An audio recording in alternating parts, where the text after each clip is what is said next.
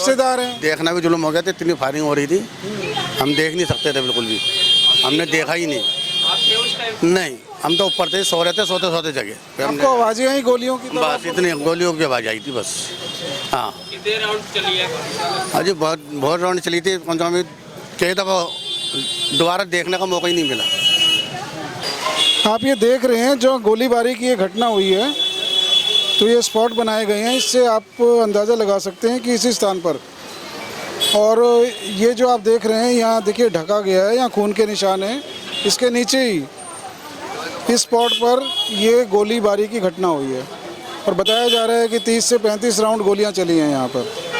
ये मामला इतना संगीन था कि जो ये घटना बताई जा रही है, इसमें नदीम और फैज़ल नाम के दो भाई, 28 से 31 साल इनकी उम्र रही होगी, और एक ये दुर्दांत घटना में जैसा कि बताया जा रहा है कि रात के 1:30 बजे जो इनकी बुआ के लड़के हैं असद नाम के, वो अपने दोस्तों के साथ आते हैं और रात के 1:30 बजे जब ये अपने काम से घर लौट रहे थे तो इन पर तड़ातड़ गोलियां चलाते हैं, और गोलियां भी इतनी नहीं, 25, 30, 35 राउंड के फायर किए जाते हैं, और नदीम को गोलियां लगती हैं, उनके भाई फैज़ल को गोलियां लगती हैं, और ये दोनों बचाए नहीं जा सके। ये पता नहीं किस एंगल में जा रहा है हमारा देश, हमारी जो पीढ़ी है, ये जरा जरा से बात पे गुस्सा करते हैं और हथियार इनके पास पता नहीं कहाँ से आ जाता है, एक दूसरे की ज़िंदगी ख़त्म कर रहे हैं।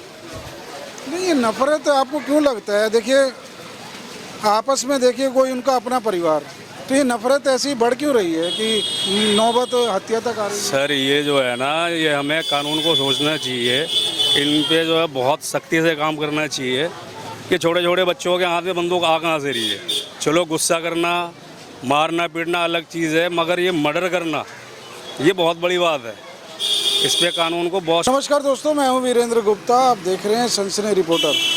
देखिए बीती रात को जाफराबाद का ये इलाका रात के 1:30 बजे गोलियों की तड़तड़ाहट से गूंज उठा। देखिए मामला इतना संगीन था कि जो ये घटना बताई जा रही है, इसमें नदीम और फैज़ल नाम के दो भाई, 28 से 31 साल इनकी उम्र रही होगी, और एक ये दुर्दांत घटना में जैसा कि बताया जा रहा है कि रात के 1:30 बजे जो इनकी बुआ के लड़के हैं असद नाम के, वो अपने दोस्तों के साथ आते हैं और रात के 1:30 बजे जब ये अपने काम से घर लौट रहे थे तो इन पर तड़ातड़ गोलियां चलाते हैं, और गोलियां भी इतनी नहीं, 25, 30, 35 राउंड के फायर किए जाते हैं, और नदीम को गोलियां लगती हैं, उनके भाई फैज़ल को गोलियां लगती हैं, और ये दोनों बचाए नहीं जा सके। हॉस्पिटल में जाने के बाद नदीम की भी मौत हो गई, जबकि फैज़ल की बता रहे हैं कि घटनास्थल पर ही मौत हो गई। देखिए बहुत बड़ा मुद्दा है ये, इतना खौफ का माहौल, और हैरत की बात तो ये है कि इनके अपने रिश्तेदार, इनकी अपनी बुआ के लड़के अपने ही परिवार में इस तरह की वारदात कर देते हैं। वारदात के बारे में बताया जा रहा है कि इन दोनों के बीच में आपसी कुछ रंजिश थी, परिवारों का इसमें कोई रोल नहीं है, लेकिन नदीम और फैज़ल के साथ असद की कुछ रंजिश इस कदर थी कि मामला इतना बढ़ गया कि गोलियां चल गई, पूरे इलाके में दहशत फैल गई, लेकिन आपसी रिश्तेदारी की परवाह ना करते हुए उन्होंने इस घटना को अंजाम दिया।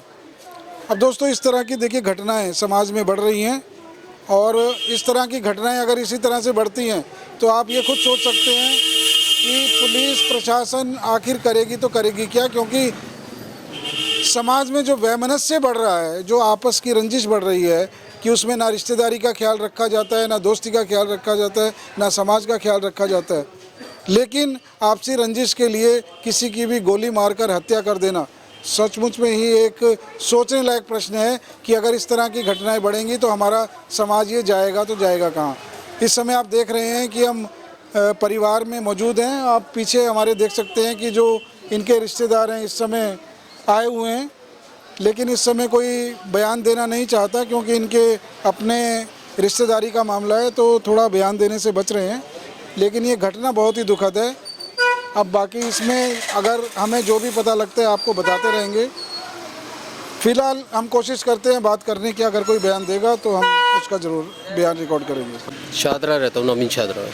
आपकी यहाँ शॉप है, अभी इस तरह की यहाँ वारदात हुई है, 30-35 राउंड गोलियाँ, सर ये तो आम बात हो गई है यहाँ की अब। मतलब यहाँ इस इलाके में चलता रहता है? ये चलता रहता है। तो पहले भी इस तरह की कोई गोलीबारी? यही वारदातें हो चुकी हैं यहाँ पे ये। अब ये तो देखिए आप ही की दुकान है, आपकी दुकान के सामने ही हुआ है ये। सर क्या जिस कहना टाइम पे ये हादसा हुआ दुकान बंद थी मेरी। हाँ 11 बजे दुकान बंद हो जाती है। नहीं, आप ये बताइए इस तरह की घटनाएं, क्योंकि दोनों ही रिश्तेदारी बताए जा रहे हैं, हाँ आपस जिसके यहाँ मरने वाला भी मारने वाला भी दोनों आपस में रिश्तेदार हैं। ये दोनों आपस में बुआ फूफी के हैं। अच्छा, तो आपको लगता है क्या ऐसी वजह हो गई कि ये आपस में रिश्तेदार होते हुए एक दूसरे के खून के प्यासे हो गए? इनके आपसी कोई फैमिली मैटर होगा और वो तो हमें मालूम ही नहीं है इस चीज़ के बारे में। कर लेते हैं लोग भाई, उनका घर का मैटर हो, शायद कोई बात हो गई हो साथ में आपस में, ये भी तो हो सकता है।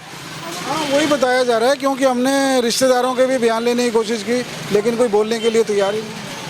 अच्छा ये तो मेरे लोग होते हैं भाई, नहीं बताते लोग, घर का भी मैटर होता है, नहीं बताते। आपस में भी कोई आपस में उन्होंने झगड़ा हुआ आपस में कभी भी, शायद आपस में खुंची लगा लिया उन्होंने। झगड़ा होना एक अलग बात होती है। देखिए झगड़े तो हर परिवार में होते हैं, लेकिन झगड़े का मतलब ये नहीं है कि आप दो भाइयों की इतनी गोलीबारी से मौत ही कर दें या इतने इतने राउंड चला दें।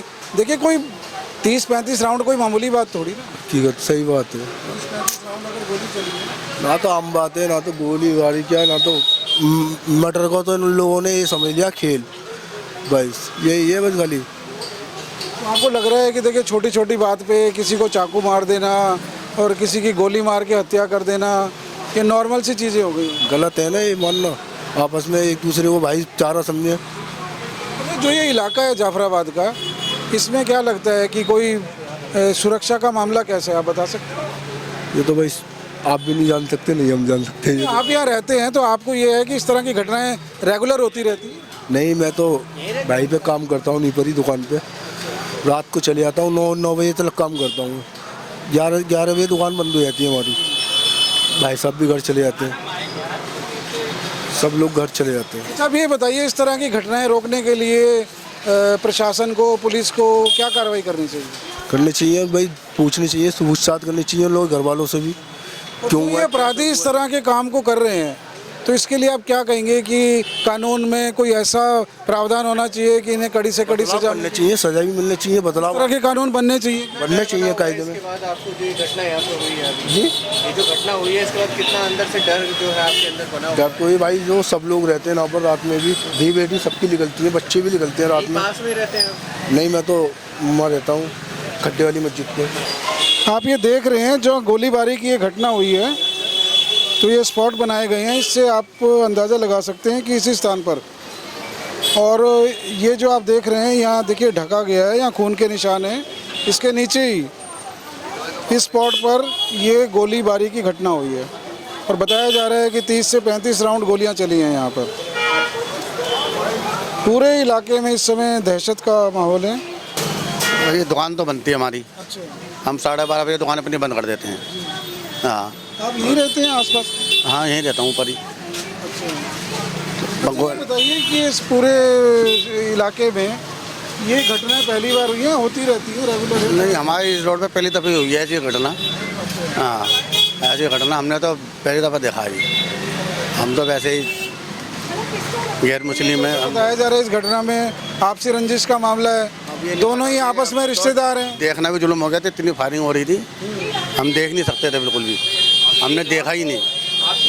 नहीं, हम तो ऊपर थे, सो रहे थे, सोते सोते जगह आपको आवाजें आई गोलियों की? बस इतनी गोलियों की आवाज़ आई थी बस। हाँ, कितने राउंड चली है? हाँ जी, बहुत राउंड चली थी, कम से कम कई दफ़ा दोबारा देखने का मौका ही नहीं मिला। आपस में रिश्तेदारी एक दूसरे के खून के प्यासे हो रहे हैं, क्या कहना चाहेंगे? इसमें सर क्या कह सकते हैं, उनका आपसी फैमिली मैटर था, उसमें कोई बाहर का क्या कहेगा। देखिए फैमिली मैटर था, आपस में झगड़े होते रहते हैं परिवारों में, पर ये नौबत यहाँ तक पहुँची। ये नहीं होना चाहिए ऐसा, मतलब ये आपस में लड़ना झगड़ना ऐसा अब लोगों के दिलों में दहशत बैठ हुई है, इतनी गोलियाँ चल हुई हैं। आपको लग रहा है कि आजकल देखिए फैमिली मैटर भी इतने बढ़ जाते हैं कि छोटी छोटी बात पे किसी की जान ले लेना, और कोई छोटी सी बात ही होगी है, लोग पता चला था कि लोगों ने मतलब इनमें आपस में जो राजीनामा भी कराया था, उसके बाद भी इन लोगों ने ऐसा करा, तो ऐसा नहीं होना चाहिए।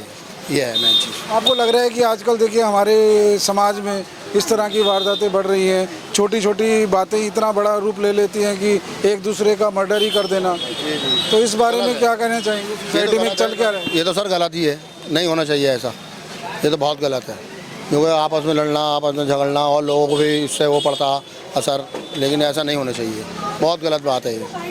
तो आप क्या चाहेंगे, कानून में क्या बदलाव होने चाहिए इस मामले में? कड़ी सजा? हाँ बिल्कुल होनी चाहिए, क्यों नहीं होनी चाहिए। जो लोग मतलब ऐसा करें उनको सज़ा मिलनी चाहिए भाई। और बच्चे हैं, नए नए बच्चे, मतलब वो देख के वो भी तो यही सीखेंगे।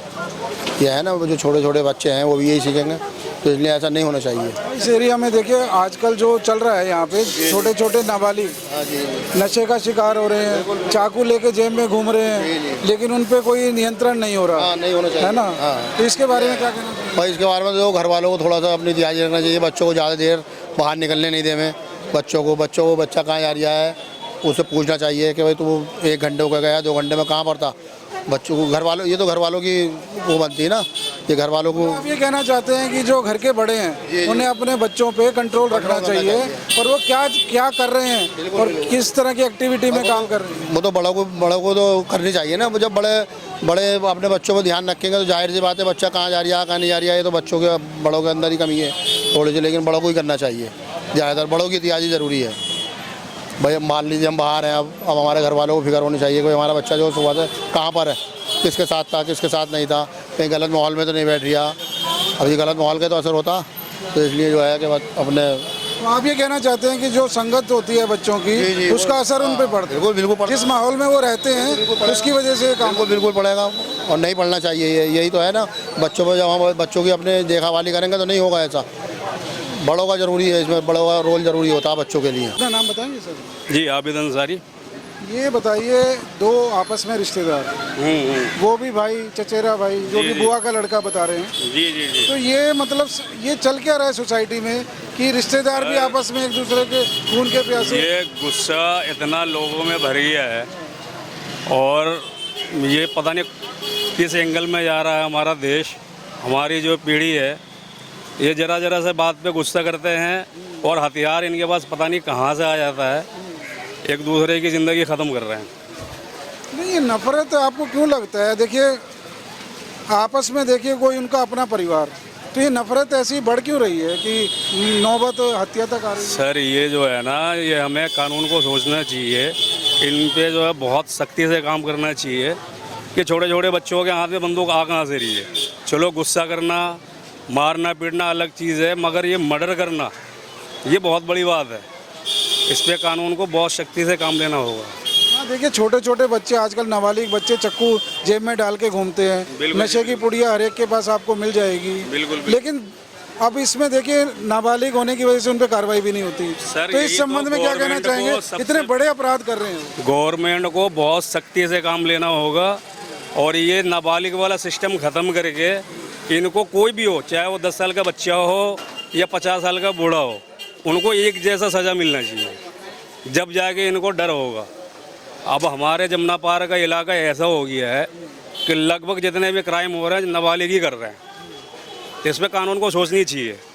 नाबालिग तो देखिए सुधार गृह में भेज दिए जाते हैं, उसके बाद वो फिर से करने लग जाते हैं। वो फिर से करने लगेंगे ना, उनको तो सज़ा ऐसी होनी चाहिए जो बड़ों को मिल रही है, जब भी तो उनको अंदर डर होगा ना। तो आपको लग रहा है कि सुधार गृह काफ़ी नहीं है, सुधर नहीं पा रहे वो? नहीं, बिल्कुल जी बिल्कुल। अगर ऐसा होता था जमुना पार में, अब आप पिछले 10 साल से देख लो, ज़्यादा केस में नाबालिग ही आ रहे हैं, तो सर उनको सज़ा नहीं मिलती ना। सज़ा मिल जाता फिर उनके अंदर एक को मिलेगी, 10 को सोचेंगे। वो चाहते हैं कि कानून में बदलाव हो इस संबंध? बिल्कुल 100% होनी चाहिए। ये कानून बदलेगा जब भी जाके होगा। बालिग नाबालिग वाला सिस्टम ख़त्म करे, सबको एक जैसी सज़ा मिले जो मुजरिम है, जब जाके कुछ सुधार हो सकता है।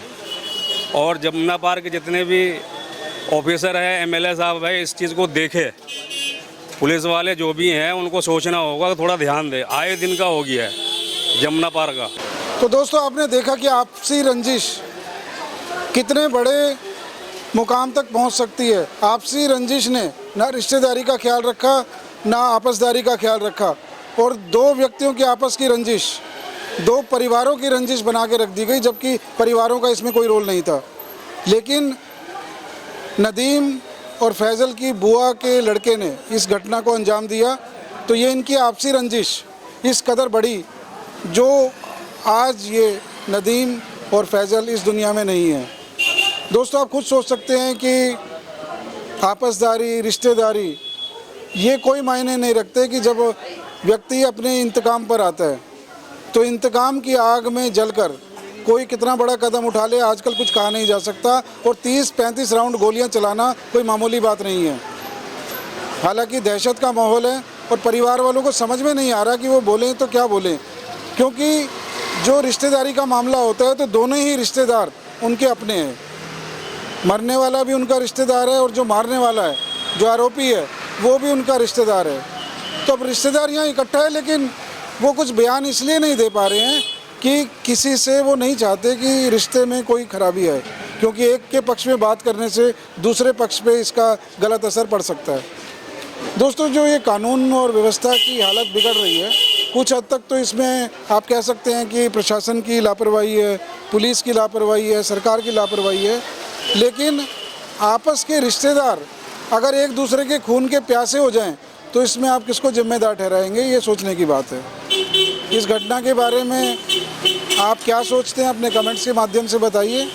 इस तरह के मुद्दे हम आपके साथ शेयर करते रहेंगे, इन मुद्दों को उठाते रहेंगे। तो बने रहिए हमारे साथ। कैमरामैन चंदन के साथ मैं वीरेंद्र गुप्ता, सनसनी रिपोर्टर के लिए।